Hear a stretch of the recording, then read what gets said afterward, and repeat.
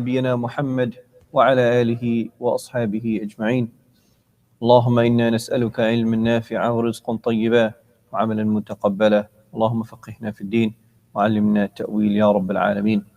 So we're continuing in the Bab Sajdatay As-Sahu, the chapter of the Sujood of As-Sahu or forgetfulness. And yesterday we mentioned that there are three types of Sujood As-Sahu. Number one is adding something additional to the Salah, and that is we mentioned that you have to do a Sujood As-Sahu for that, and there are two types of adding something additional to the Salah. Number one is the type that is from the Salah. So for example, you add an additional Sajdah, or you add an additional Rak'ah, etc. And if you remember it, then you do Sujood As-Sahu at the end for your Salah. The second type is you add something from the af'al or from the actions that are not from the Salah. For example, you walk, or you open a door, or you hold a child. And we said that if it's something yasir, if it's something very small, then it is allowed and you don't need to do Sujood As-Sahu. But if it's something very big, then if it's a big action, then it breaks your Salah.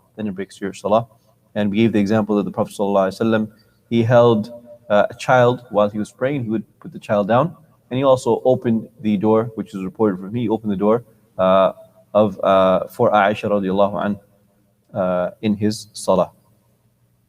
We come to the second type of Sujood As-Sahu, and the author rahimahullah, he says, الضرب الثاني, the second type, نقص كنسيان واجب فإن قام عن تشهد الأول فذكر قبل أن يستتم قائما رجع فأتى به وإن استتم قائما لم يرجع.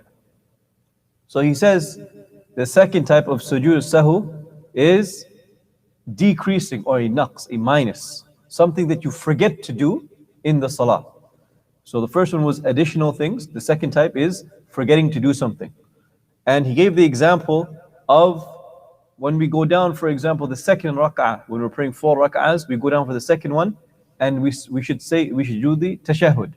Now, if you forget and you come back up, what do?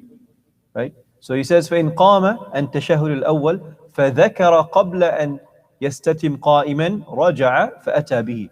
So if you remember before you stand up straight, then you go down back to the sitting position to do the tashahhud.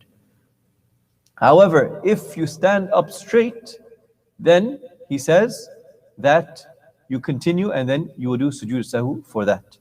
Now there are a couple different cases, 2 cases in this situation. Number one is that you'll remember before you stand up straight, or before you start reciting, before you stand up straight and then you go down, and we mentioned that.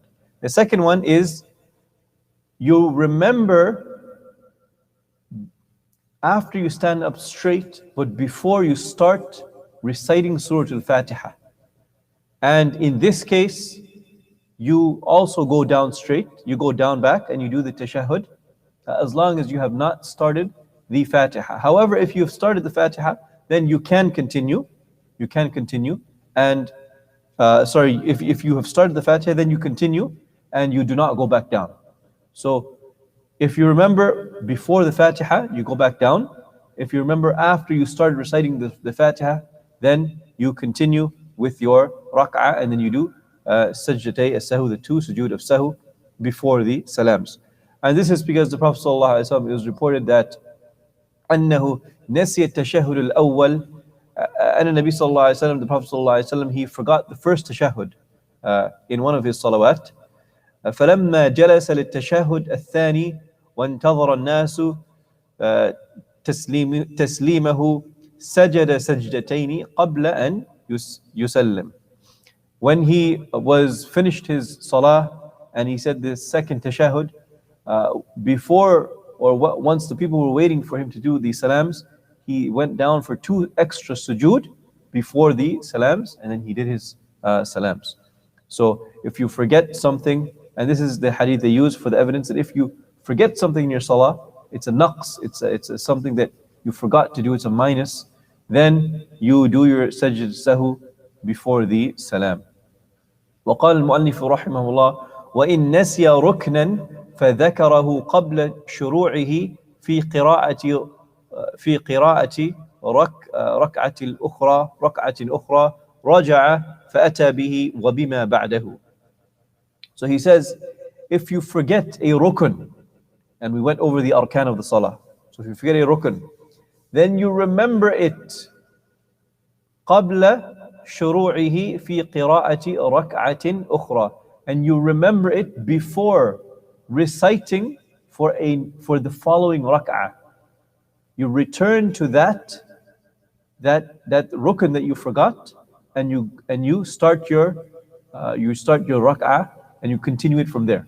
For example, if you are in sujood and you forgot to recite Surah Al-Fatiha, right? You're in sujood, you forgot to recite Surah Al-Fatiha. You have not gotten up yet for the second rak'ah. What do? You go back up you stand back up, you recite Fatiha, and then you do the ruku', you come back up, you do all of the salah, all of the actions of that rak'ah until you go back down for sujood. So you start over from that spot, that rukun, and then you continue your salah. If you don't go back and get that rukun, then that rak'ah is invalid. It's batalat. It is invalid, and then the next rak'ah you do will count as that rak'ah. Right? So if it's a rukun, you need to go back. So the rukun are the things that we mentioned a few days ago. Those are the major parts of the salah. If you forget one of those, you have to go back to it and come with that rukun, do that rukun, and then you continue your rak'ah. If you don't do that, then the new rak'ah that you do will be will count as the one that you forgot the rukun in. Then you do the sajdah sahu as well, yes. وَإِن نَسْيَ أَرْبَعَ and then you do the sajdah sahu, right? Because of the forgetfulness. We're still in the second type, right? The one where we're talking about forgetfulness, right? We're talking about minus. You forgot to do something in the sujood. وقال المؤلف, and then he says, the author says, وإن نسي أربع سجدات من أربع ركعات فذكر في تشهد سجد في حال فصحت له ركعة ثم يأتي بثلاث ركعات. So he says here, and he comes with an incident. He gives an example. He says, if you forget 4 sajdah and you're in your last rak'ah, right? So you're in your last rak'ah and you forgot 4 sajdah, right? You're praying a salah that has 4 rak'ahs and you only did 1 sajdah each time, right? What do? He says, and you remember in your tashahhud, in your last tashahhud, he says you go down for 1 more sajdah, right? And then you would have your 2 sajdah for that rak'ah. فَصَحَّتْ لَهُ رَكْعَةً, and then 1 rak'ah would be correct. And then you stand up and you pray 3 rak'at. So he's just giving us an example of how to correct yourself in that situation. And we will stop here, inshallah. Sallallahu ala nabiyyina Muhammad wa ala alihi wa ashabihi ajma'in.